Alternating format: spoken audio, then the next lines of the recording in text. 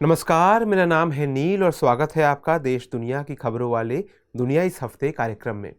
दोस्तों, द्विपक्षीय संबंधों को मजबूत करने के लिए राष्ट्र प्रमुखों का दूसरे देशों की यात्रा पर जाना अंतर्राष्ट्रीय संबंधों की दुनिया की बहुत स्वाभाविक बात है। ये यात्राएं बहुत औपचारिक होती हैं और दोनों राष्ट्रों के अधिकारियों द्वारा पहले से ही इसकी पूरी तैयारी कर ली जाती है। लेकिन हाल में एक राष्ट्र प्रमुख की एक ऐसी ही यात्रा ने सबको चौंका दिया। ये यात्रा थी अमेरिकी राष्ट्रपति जो बाइडेन की, जो यूक्रेन दौरे पर गए थे। दरअसल चौंकाने वाली सबसे बड़ी वजह यह है कि उनकी इस यात्रा को लेकर दोनों ही देशों को कोई भी आधिकारिक जानकारी नहीं थी। साथ ही अमेरिका का राष्ट्रपति दुनिया का सबसे शक्तिशाली नेता माना जाता है। इस वजह से उसकी सुरक्षा चाक चौबंद होती है। ऐसे में कुछ ही अधिकारियों के साथ अमेरिकी राष्ट्रपति की अचानक से युद्धग्रस्त यूक्रेन की यात्रा कोई सामान्य बात नहीं है। तो आज के एपिसोड में जो बिडेन की कीव यात्रा को लेकर हम समझेंगे कि तत्कालिक रूप से इस यात्रा के क्या मायने हैं, इसका अमेरिका, यूक्रेन और पश्चिमी राष्ट्रों के बीच संबंधों पर क्या असर होगा, साथ ही इस यात्रा को लेकर रूस की प्रतिक्रिया को भी समझने की कोशिश करेंगे। दरअसल अमेरिकी राष्ट्रपति बाइडेन की कीव यात्रा पोलैंड की 3 दिवसीय यात्रा से पहले हुई। वो पोलैंड के राष्ट्रपति आंद्रेज डूडा और नाटो सैन्य गठबंधन के अन्य सदस्यों से मुलाकात करेंगे। लेकिन जो बाइडेन के यूक्रेन दौरे को लेकर व्हाइट हाउस के कुछ प्रमुख राजनयिकों के अलावा किसी को कोई जानकारी नहीं थी।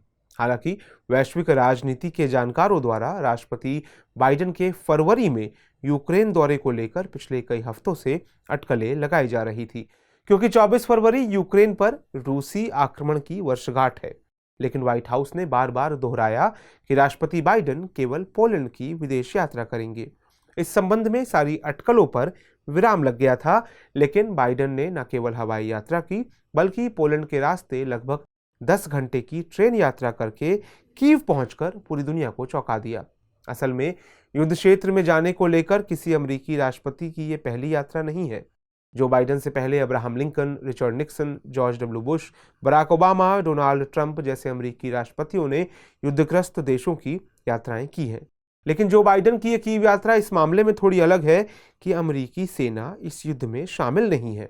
दूसरे, यूक्रेन में अमेरिका का धुर विरोधी रूस सीधे तौर पर युद्ध में शामिल है।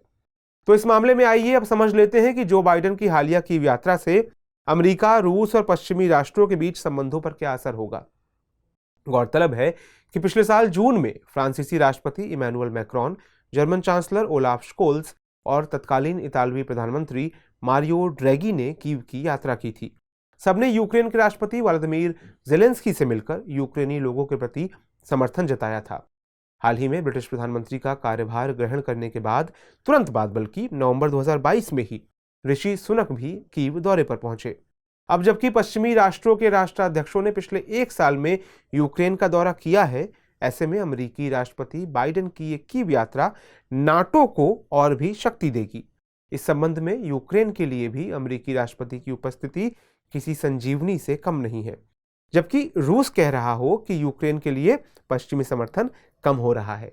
दरअसल बाइडेन को यह पता है कि आने वाले समय में रूस यूक्रेन युद्ध और भी तेज होगा, और जबकि नाटो देशों के बीच मतभेद उभर रहे हों, यूक्रेन के समर्थन में सहयोगियों को एकजुट रखना जरूरी है।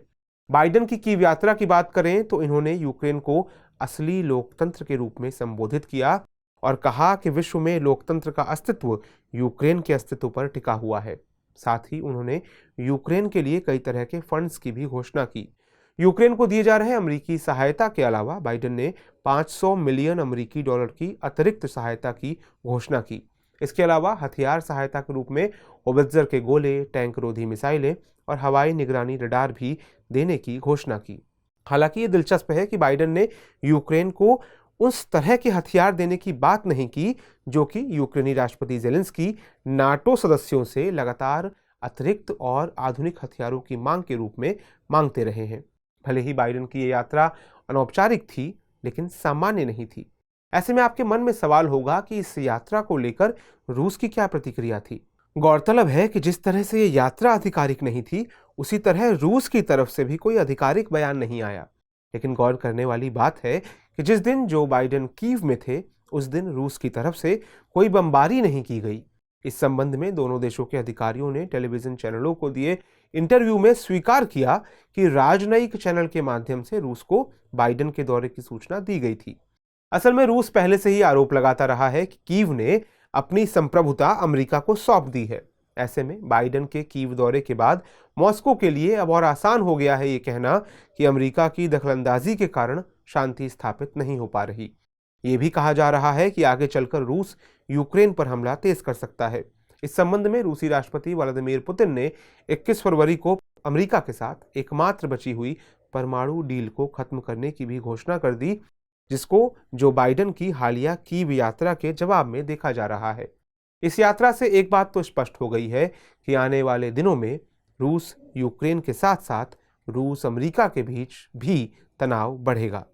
तो इस एपिसोड में इतना ही। नोट कर लेते हैं आज का सवाल है, अमेरिकी राष्ट्रपति जो बाइडेन की हालिया यूक्रेन यात्रा से रूस यूक्रेन संघर्ष पर पड़ने वाले प्रभावों की विवेचना कीजिए। आपको हमारा ये कार्यक्रम कैसा लगा कमेंट सेक्शन में हमें जरूर बताइए। मिलते हैं नेक्स्ट एपिसोड के साथ, तब तक के लिए नमस्कार।